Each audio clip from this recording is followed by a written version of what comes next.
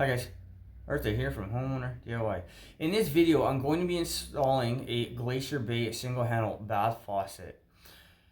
Now on this install, the sink is not in. I'm going to install the sink later on, but because the sink is not in, it's going to make it really easy to see how to do the faucet portion. And then after I install the sink, I'm going to show you how to do the pop-up portion. So what we'll do now is look at our setup. Alright guys, this is our setup. So there is a single hole. Because it's a single hole, I don't need to use a base plate for a single handle faucet. If there's two holes on either side, you would need to have the base plate to cover up the holes. Anyways, I'm going to go ahead and install the faucet. I'm going to later on go ahead on my own and install the undermount sink. Once the undermount sink is installed, we'll come back and then I will show you how to do the pop-up assembly that comes with the faucet, so you have one complete unit. But with that in mind, what we'll do now is material and tools. Alright, this is the materials list for this job. So here's our faucet. We open the box. We have the faucet here. We have our pop-up assembly. This is the base plate. I don't know if I'm going to use it yet. I'll see if I get an answer from the homeowner. And we have our pour rod here. So for the pop-up assembly, here we're going to need Plumbers putty on the inside. And then for these threads here, because this one is plastic, I'm going to use Teflon tape. This is white Teflon tape here. And that is what we're going to need to install this faucet and the drain assembly on the job. So with that in mind, what we'll do now is a tools list. Alright, this is the tools list for this job. So I have a 10-inch crescent wrench, 6-inch crescent wrench, 5/8 open box end wrench, and then a set of channel lock pliers. Guys, this is all we need for tools for this simple job. So let's install this faucet. Alright, so here is our faucet that comes out of the package. So this is the way that it's going to be done. It's going to be the faucet will come down, and then the rubber gasket will come up on the bottom of the countertop. The washer will come up next, and then the couple screws, or nuts rather, will tighten everything down.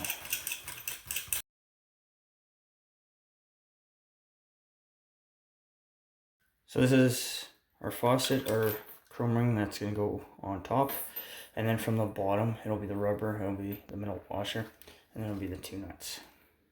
Alright, so put the faucet in.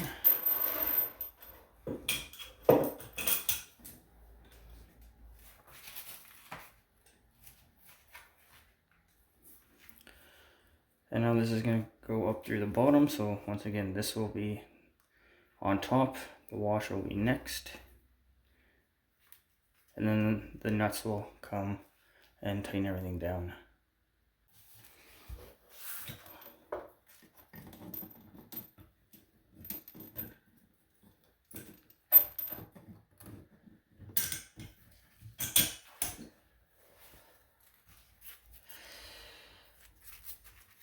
Now the nuts here, they're not threaded all the way through, so depending on the thickness of the counter, this counter here looks like it's in a little bit more than an inch and a bit, and the other side here is threaded. So in this case, I can probably put the smooth side to the top and not have an issue with it.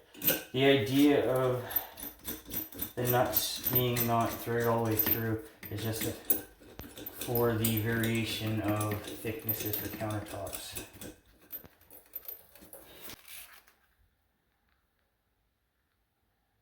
So here's another look where it's threaded,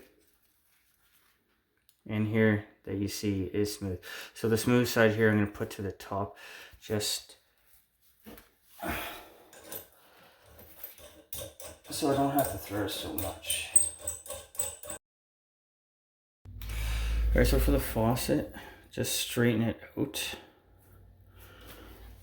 That looks roughly straight. And now with a crescent wrench, this is the crescent wrench I'm going to use. I'm just going to tighten up the nuts. Now, like I always say, I like to tighten up back and forth together.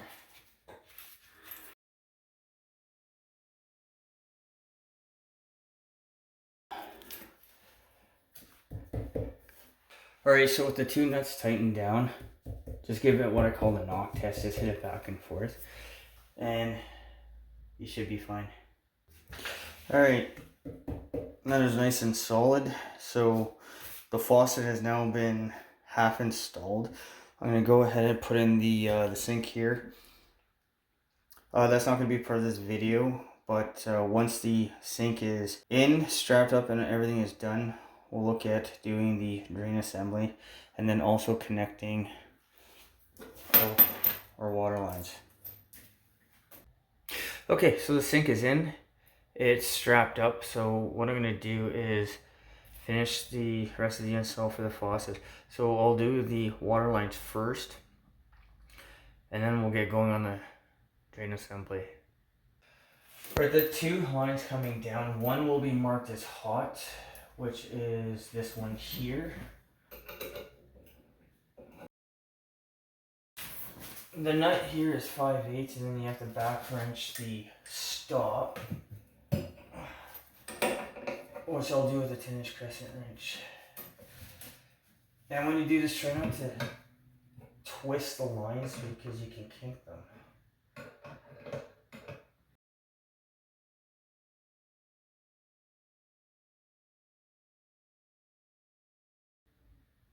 So these are the three pieces for the drainage.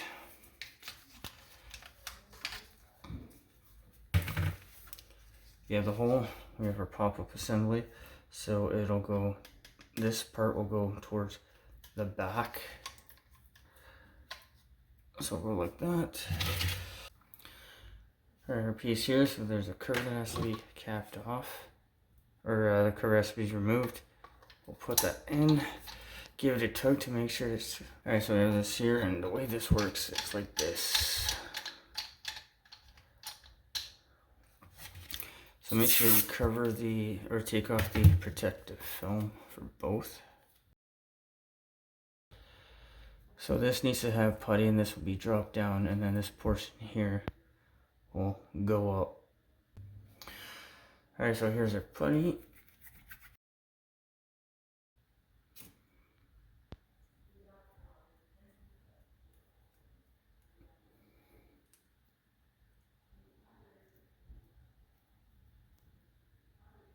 Now I like to push it on to flatten it out a little bit.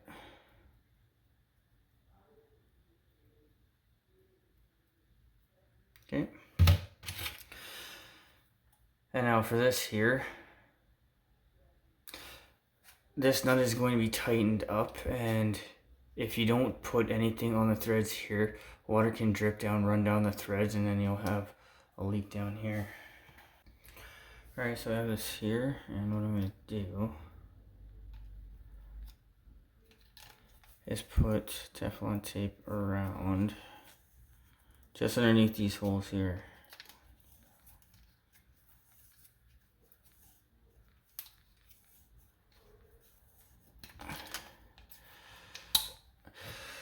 Okay, so if this was metal, I would be putting pipe compound, but because it's plastic, I've heard, I don't know if it's true, but I've heard pipe compound or dope can eat away at the plastic. Alright, so we have our piece here. Give it a push. And now go back inside the cabinet and tighten on the drain assembly. Okay, so this here has to be at the back. So what I'm going to do is I'm going to put this up and then tighten the part on the inside of the sink down onto this. Okay, I realize I gotta take this thing out. Take that out there, and now we'll do the same thing all over again.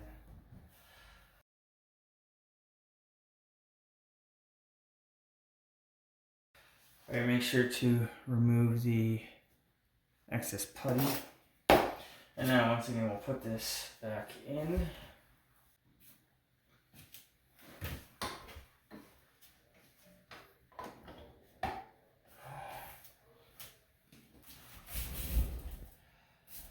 Okay, the nut needs to be tightened on, so hold the whole drain assembly in place. and then this washer is going to get pushed up into the hole. Since the nut on this is small, I'm going to use a set of channel locks to tighten it up. When tightening it up, remember to keep the rod for the pop-up towards the back, because as you tighten it can throw off the rod to the side. Make sure that everything is going to line up so when you do the pop-up assembly, everything is going to work out properly as it should. Also, since this is plastic, don't be overly aggressive when tightening. Tighten the nut until the rubber is nice and solid, and if you give this a twist, it shouldn't do much.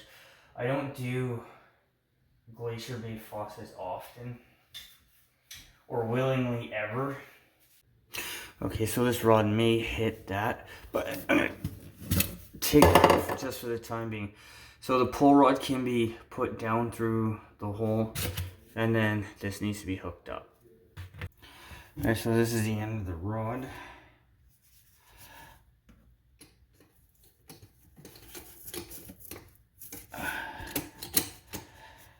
So it just slides on, give it a tug to make sure it's nice and firm. So that is with the drain open. Now remember that you want to have a little bit of play on the rod, so you need to figure out which set of holes that you want to use, and I think I'm going to use this hole right here.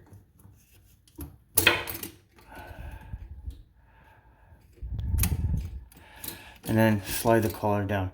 Now make sure that you're somewhere near the back here so you get more leverage, and then always do a test pull. Alright, so we'll pull, push.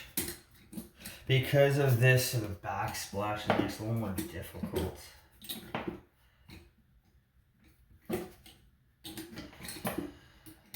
But you see how the pop-up works.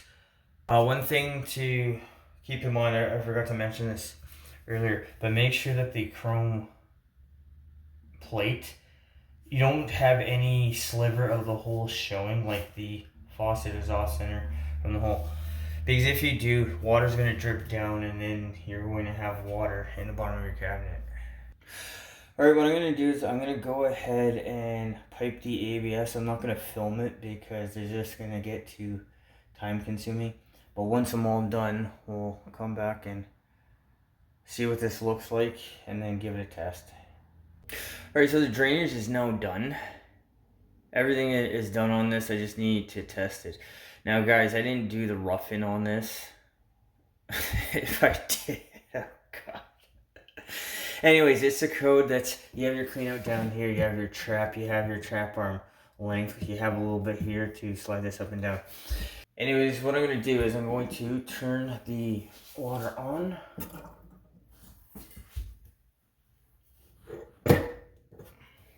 Alright, because this is new construction, there may be debris in the water pipe, so I'm going to take the aerator off. Alright, so this is the aerator off, it just unscrews. So we have a nice clean aerator, that's the way we want to keep it. So what I'm going to do is I'm going to pull the pull rod, and I'm going to open the faucet.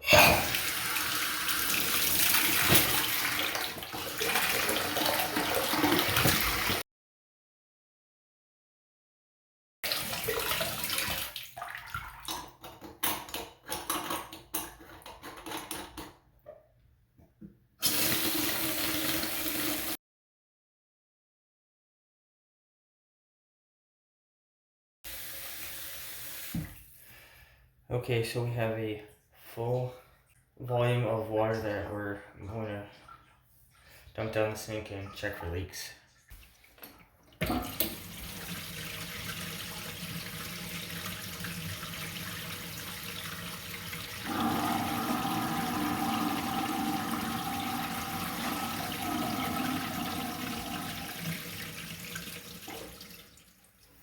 Alright, that looks good. I don't notice anything. I'm going to leave the container under this for a bit of something else to do, and I'll come back. Remember to always come back and check later, because you may have a small weeping leak that you don't notice right away. But I'm just going to assume everything for this job is now fine. Everything is done. So what we'll do now is no review this job. Alright guys, so that concludes this job. So a faucet, in my opinion, is a relatively simple, straightforward job. You need minimal tools and minimal experience to do something like this. One thing to keep in mind, and I will reiterate this, make sure when you install your faucet that there is no gap between the base plate, so in this case the circular base plate, and the hole in the countertop, because if you leave a space, water will drip down it, and yes, I've had this happen before. Otherwise, for the pop-up assembly, make sure that you are near the back of the rod, the horizontal rod that actually connects the pop-up to the drain assembly part. If you're too close, then you're going to have problems with pulling the rod because you don't have the leverage. But other than that, I think everything else here is relatively straightforward. The time on this job. The time was, I'm going to say, roughly an hour to do a faucet like this. It's relatively straightforward. You don't need very much for tools or for anything else. Like I said, because the sink wasn't in, it was a lot faster, but be prepared for about an hour. The cost of this job. The faucet, the putty, Teflon tape. I'm going to ballpark the faucets, the material is about $120. I didn't supply it. This is all customer supplied. But you're looking at somewhere around the $100 range, so just be prepared for that. Guys, I hope you enjoyed the video. I hope you learned something. I hope something here is going to help you on your project when you need to go ahead and do that. Guys, listen, please hit the like button, subscribe, and I'll see you on the next project.